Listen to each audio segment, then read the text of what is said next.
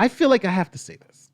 Based on the evidence that I have as of right now, as of making up this video, February 9th, 2021, I would not vote to convict President Trump based on the article of impeachment. Stay tuned.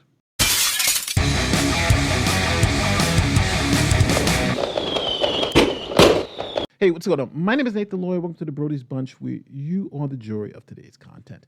Now, I know my statement about I would not vote to impeach President Trump on this article of impeachment. I know that's going to rub some people the wrong way, right? But I'm just going to be a slave to the facts, a slave to the law, and a slave to what's been presented as evidence to foster this impeachment. Now, there could be more evidence that is put forward that makes me say, oh my God, we got to impeach this guy.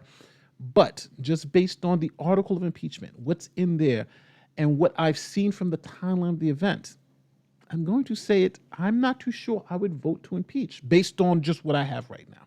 First, since we're talking about the article of impeachment, an article of impeachment is an accusatory document. They're accusing the president of doing something. And generally, it's got to be high crimes and misdemeanors. And that charging document lists out what the charges are and why the House of Representatives believes that this president should be removed from office. Now, this video, we're not going to go into the constitutional arguments about impeachment, but we're going to put ourselves as jurors and say, well, here is the article of impeachment, here's the evidence to support it, and whether at this moment in time, before the evidence presented by the House managers, do we believe that we have enough to impeach this president for this particular charge? So the article of impeachment is for incitement of insurrection. So let's read some of the more interesting details of the charging document. President Trump addressed the crowd at the Ellipse in Washington, D.C. There he reiterated false claims that we won this election and we won it by a landslide. Evidence proving that we won this election and we won it by a landslide. This was not a close election. He also willfully made statements that, in context, encouraged and foreseeably resulted in lawless action at the Capitol. Quote, if you don't fight like hell, you're not going to have a country anymore. And we fight like hell. And if you don't fight like hell, you're not going to have a country anymore. Thus, incited by President Trump, members of the crowd he had addressed in an attempt to, among other objectives, interfere with the joint session's solemn constitutional duty to certify the results of the 2020 presidential election, unlawfully breached and vandalized the Capitol, injured and killed law enforcement personnel, menaced members of Congress, the vice president, and congressional personnel, and engaged in other violent, deadly, destructive, and seditious acts. These articles also add a prior bad act into the mix to show, I think, a progression of the president's motive for his incitement of violence. These prior efforts included a phone call on January 2nd, 2021, during which President Trump urged the Secretary of State of Georgia, Brad Raffensperger, to, quote, find enough votes to overturn Georgia's presidential election results, and threatened Secretary Raffensperger if he failed to do so.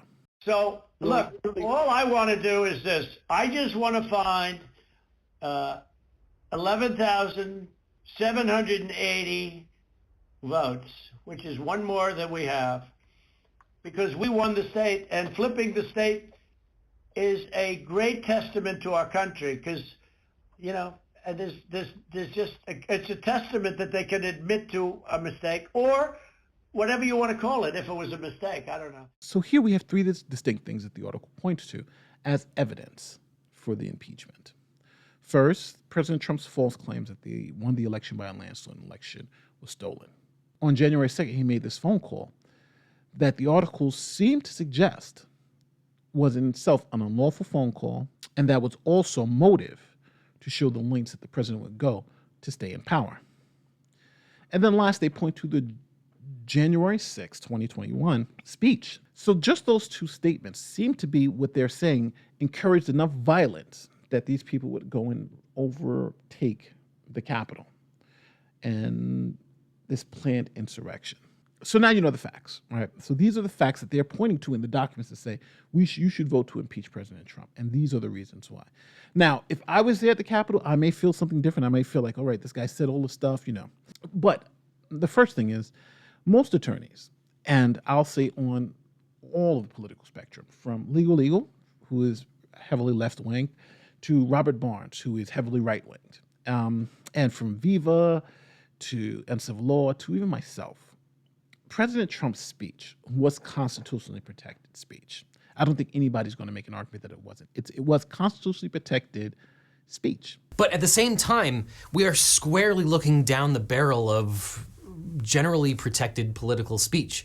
And I think that if a court, especially the Supreme Court, were to look at the actual language here, I think they are going to look at this kind of case with about as much scrutiny as they're ever going to apply, and probably give the speaker of what is arguably political speech every benefit of the doubt, which makes a conviction for a criminal case of incitement extremely unlikely. It does not fit our understanding of what incitement is based on the Supreme Court precedent. So, this is not a partisan conclusion of mine. This is a conclusion just based on the law. President's speech was not an incitement to violence, technically. If he just made that speech and he was a private citizen, the police would not be able to arrest him. That speech falls well short of it. There are a couple of hurdles that I think the Democrats have to overcome if they were going to get me to vote to impeach. The first thing they gotta fix is that President Trump was still speaking when the rioters started rioting at the Capitol. So if you're saying that his speech facilitated this, right? These people were rioting because of what the president was saying. Well, he was still speaking while they were rioting. So you would have to kind of tighten up that connection.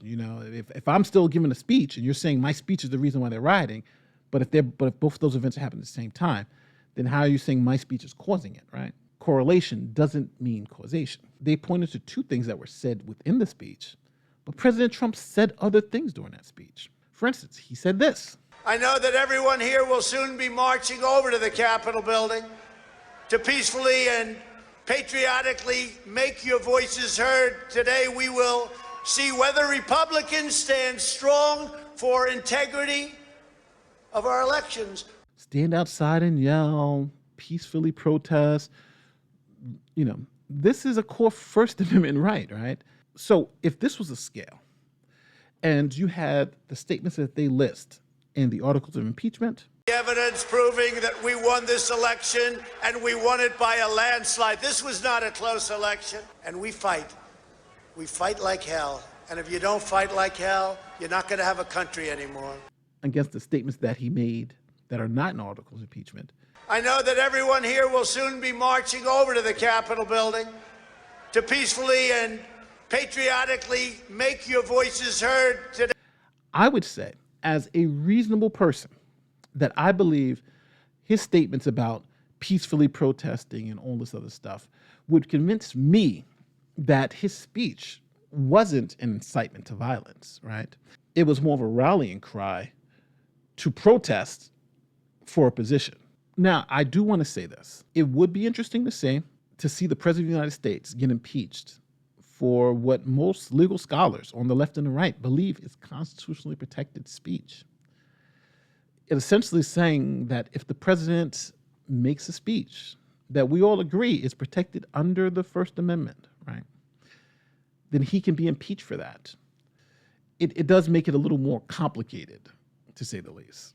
At the end of the day, impeachment is a political process. So you don't have to have committed a crime. You don't have to have done anything that warrants criminal prosecution. But what you would have to have done, what you do have to do, is make a political argument to convince the politicians on both sides of the aisle to come into an agreement, almost as a supermajority, that this president should be impeached.